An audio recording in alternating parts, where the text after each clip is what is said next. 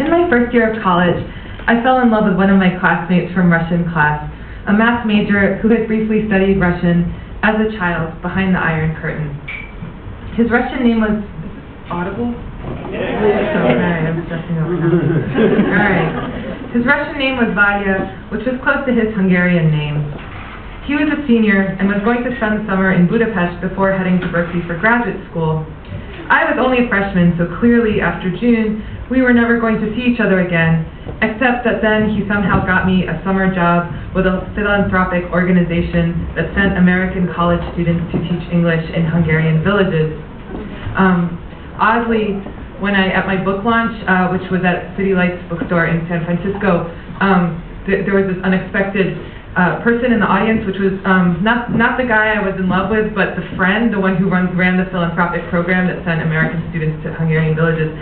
And it turned out that he didn't know that the reason that I went was because I was chasing after some boy, so this was a big revelation. He was like, "But Elif, I thought that you cared about the children." The whole thing was kind of upsetting. Actually, the reason he was in San Francisco was that he was it turned out that there was a World International Congress on Papua New Guinea at Stanford then, and he was there because in the intervening, 15 years, his philanthropic organization had really taken off, and now he sends American college students to Papua New Guinea to perform the same kind of pedagogic services that I rendered in the rest of this little thing I'm going to read you. Okay. Shortly after we had made these arrangements, I discovered that Vadia actually had another girlfriend the whole time that he was seeing me. But by that point, it was too late not to go to the Hungarian village, so I went. That was another line that was really well received by the organizer of the philanthropic program. In the village of Kal, I was hosted by an extremely kind family who drove me to see all the local historic sites, most of which commemorated victories over my Ottoman ancestors. I taught English for 7 hours a day, which proved to be interesting but exhausting work. I didn't call Vadia at all for the first 2 weeks. In the third week, the village sent me to a children's camp at a beautiful historic town on the Danube. All the female staff slept in a single cabin.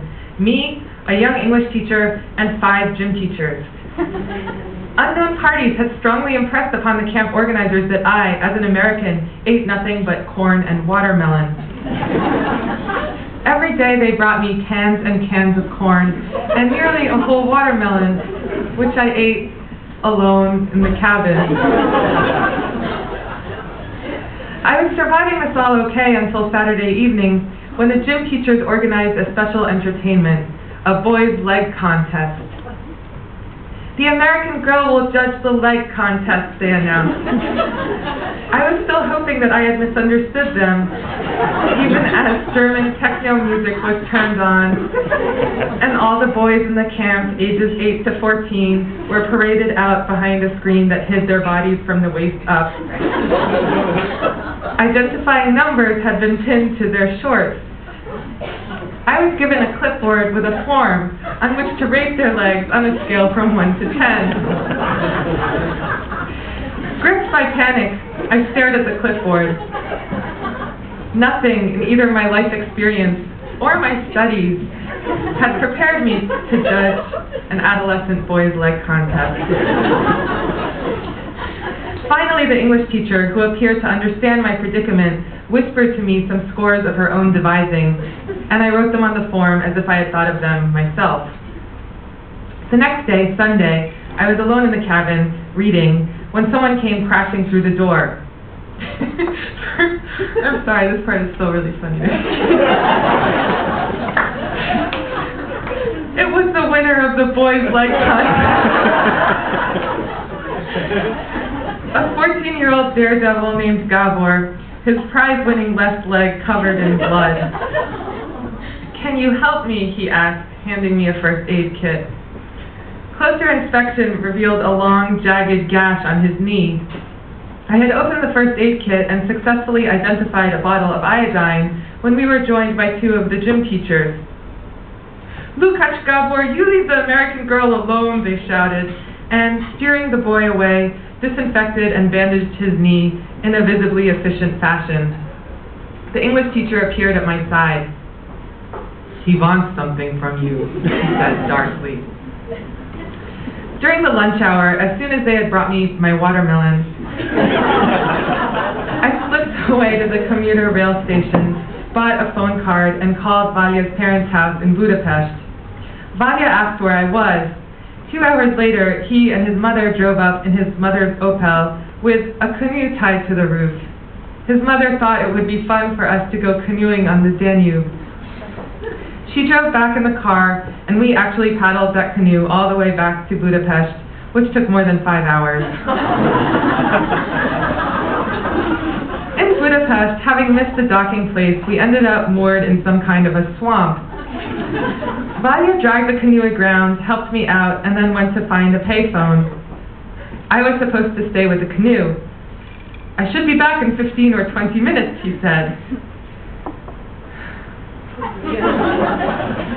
The sun sank behind some prehistoric-looking vegetation, and a liquid blueness descended upon the world. Valya was gone for 2 hours, which I spent guarding the canoe. From whom? By what means? Noticing a willow nearby, I entertained and dismissed the idea of concealing the canoe with some willow branches. As it happened, the only sentient beings I saw in the whole 2 hours were a man with 4 goats, none of whom evinced any interest in either me or the canoe, and 2 policemen. The policemen stopped their mopeds when they... There's a typo here. It's supposed to say 2 policemen on mopeds. The policemen stopped their mopeds when they saw me and tried to question me in Hungarian. The only question I understood was whether I was homeless. "Do you have a house?" they said loudly, and one of them put his hands over his head in the shape of a pointed roof. "My friend went to the telephone," I said. To my surprise, this explanation seemed to completely satisfy the policemen. "Good, good," they said, then got back on their mopeds and rode away. I had just taken a pen and notebook out of my bag and was trying in the dark to write a note explaining that I was incapable of guarding the canoe anymore, when I heard the approach of pounding footsteps. They grew louder and louder, and then Valya flopped down to the ground beside me, out of breath, his shirt torn and muddy. He had been chased several kilometers cross-country by a wild dog.